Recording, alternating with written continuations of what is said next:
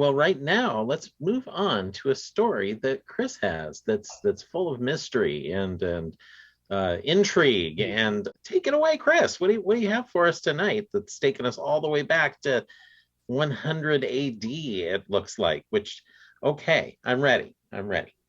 Even farther back than this. My internet's a little twitchy this evening. Let's see how I do.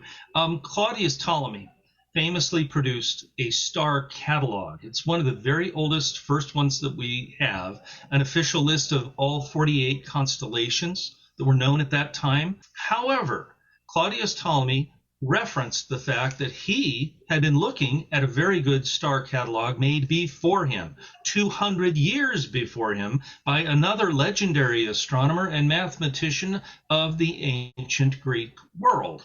And this was made not by him, but by Hipparchus of Nicaea. Hipparchus is actually one of the astronomers honored on our monument out in front of the building, a legendary figure, for example, the father of trigonometry.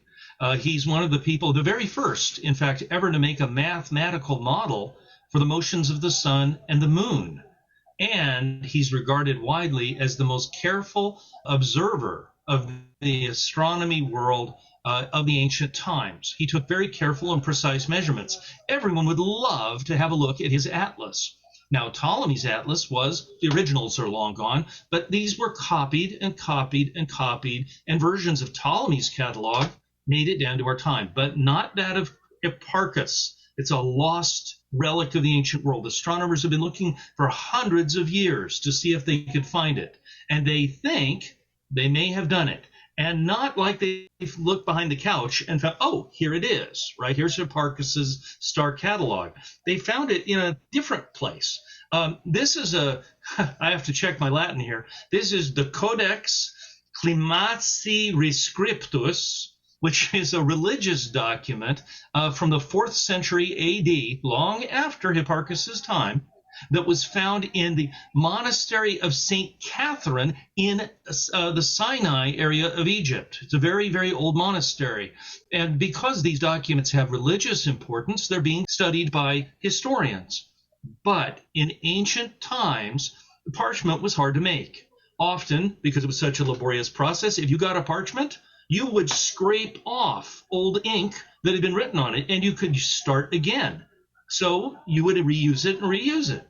And when they looked very carefully at some of these documents in the Clemexi Rescriptus, they found behind this religious text that were describing the Gospels and so on, which are interesting in their own right, but when they process it, looking at different wavelengths of light, if you look carefully here, you'll see kind of reddish tints. It turns out those are not only old remnants of ink that had been put on this document, but they're Greek and they're older.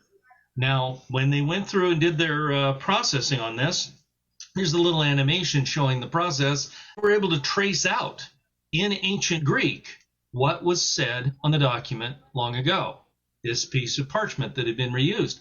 And lo and behold, those are star names, those are coordinates, very precise coordinates. And it turns out it's almost certainly the long-lost star catalog of Hipparchus. Now, this is an amazing thing, not only because it's interesting in a historical document, maybe the very first detailed star catalog with precise measurements, and of course made by a famous man. But you remember we said Ptolemy had done this about 200 years later? Well, yes, but now we can compare Ptolemy's work to the original of Hipparchus. And it turns out Ptolemy is about twice as inaccurate. Hipparchus was able to get his measurements down to about 1 degree of accuracy. He probably had to invent most of the instruments he used to make this star catalog. We don't have all of it. There's just fragments that have been copied, and yes, this is a copy. It's not Hipparchus's original. This is hundreds of years of copies, but we got fragments of it, and they haven't looked at all of the parchment at St. Catherine's Monastery. They're looking at more of them, and we may get more and more information on one of the most important documents ever made in classical astronomy. So that's our discovery. Pretty neat stuff. That is really incredible stuff. It makes you wonder what else was lost when they scraped off these documents in the past, what other things could be in there.